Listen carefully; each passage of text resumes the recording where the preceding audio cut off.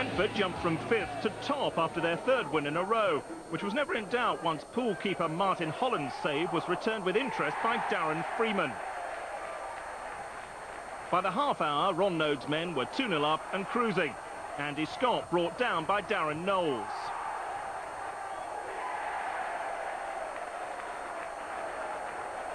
Veteran midfielder Warren Aspinall converted the spot kick.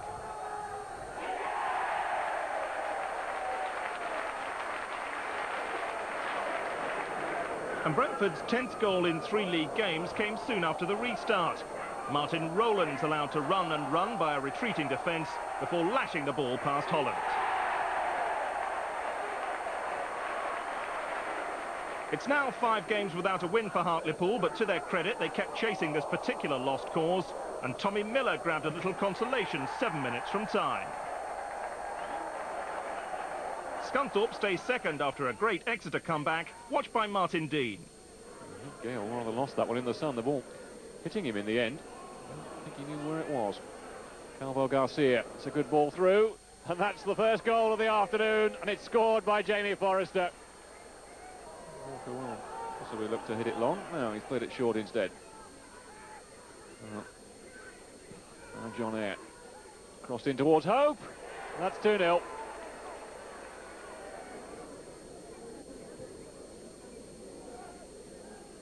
Wilkinson. What a super goal. Richardson getting it wide for Wilkinson. And it's gone in. Steve Black has got the equaliser. Darlington slipped below Scunthorpe after coming unstuck at Millmore. It started well enough, just 7 minutes gone when Carl Shutt rose highest to head the visitors in front.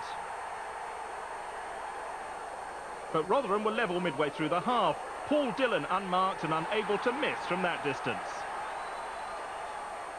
After that, 2 spot kicks clinched the points for the home side. First, Paul Hurst was brought down.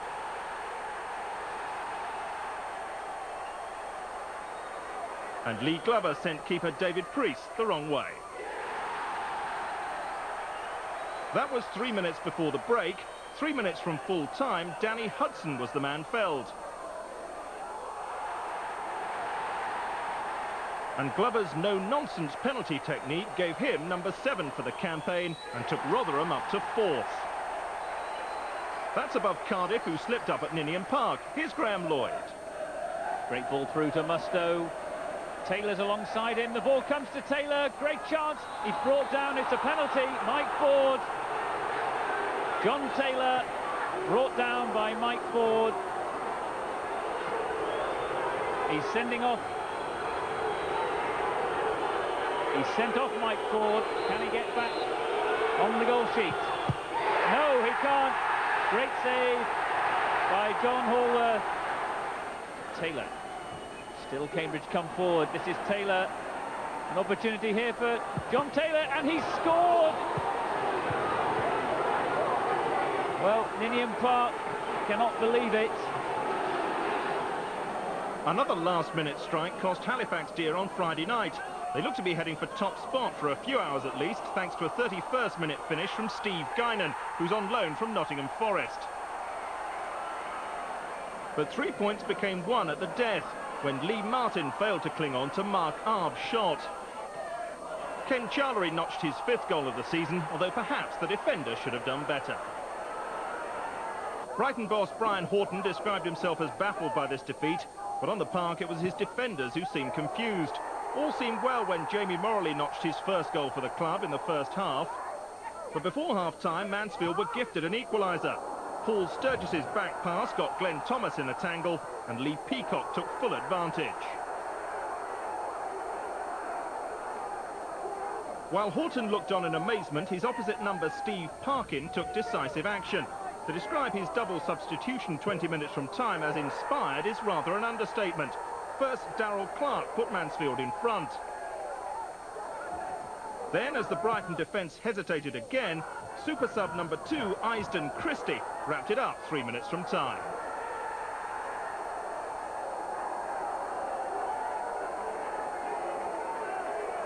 A day to remember for lifelong Posh fan Ryan Hounsell, who was Peterborough's mascot on Saturday, despite being 30 years of age.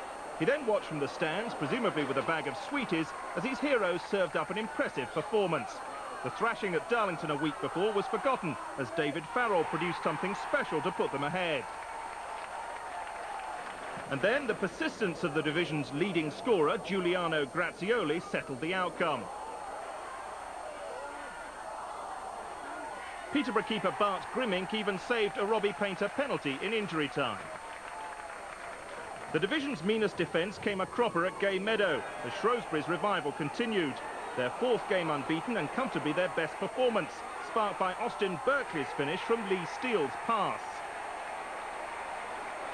That was only the 8th goal Argyle had conceded all season. Number 9 may give keeper John Sheffield a few nightmares. Kevin Seabury as surprised as anyone to see his shot trickle in.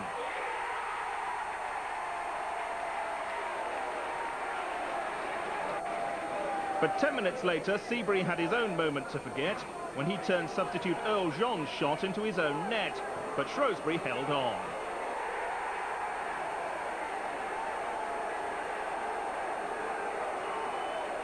Almost 4,000 at the Diva Stadium created a party atmosphere for what could have been Chester's last ever game. And most of them got what they wanted midway through the first half. John Murphy connecting with Luke Beckett's cross to put Chester ahead. Only for 6 minutes, though, before Ross Davidson's attempted clearance fell just right for Julian Alsop to fire the Welshman level. John Holland's side are now unbeaten in 7.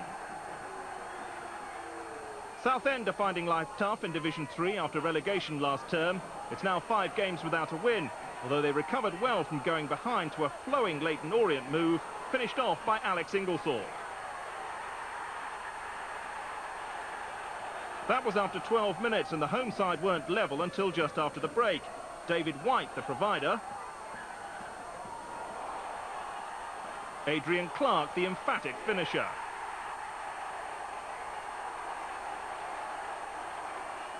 After that, Southend were on top and took the lead thanks to 19-year-old substitute Trevor Fitzpatrick, who'd been on the pitch just 3 minutes when he ran onto Clark's pass and coolly beat keeper Chris Mackenzie. But that was cancelled out by former Southend youth team player Matt Lockwood. His corner somehow beat all the defenders and keeper Martin Margetson at the near post to give Orient a point. The same outcome at Plainmoor is described by Seth Conway.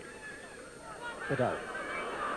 Capitalised on Brightwell's poor defending as Herrera to the left. Here is Herrera, just had to wait for it. And his ball will come through to McGorry. Oh, it's a smashing goal from Brian McGorry. Clark in support. So, trying to do the hard work, which he's done amazingly well. Can he find the pullback? He has!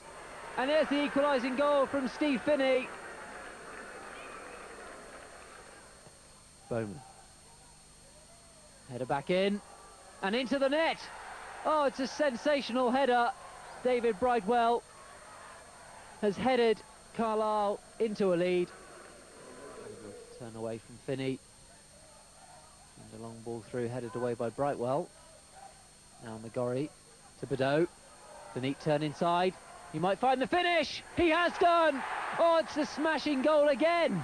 This time from Tony Beddoe. Finally, some good news for Hull City fans. After 7 straight defeats, they stopped the rot in the East Coast derby at the McCain Stadium. Neil Mann's first goal of the season put them ahead. But that was cancelled out 20 minutes later by Gareth Williams' cross and Jamie Hoyland's header.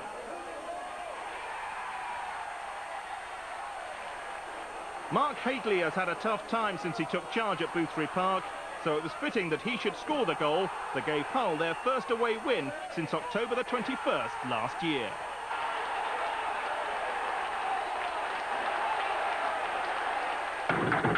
Once again, the lead changes hands. Brentford are back on top. Scunthorpe stays second. Previous leaders Darlington dropped to third. They lost at Rotherham, who move above Cardiff City into fourth. Hull stay bottom, but their win and a win for Shrewsbury has tightened things up. Brighton and Scarborough both lost. They're level on 13 points. Barnet and Torquay just a point better off.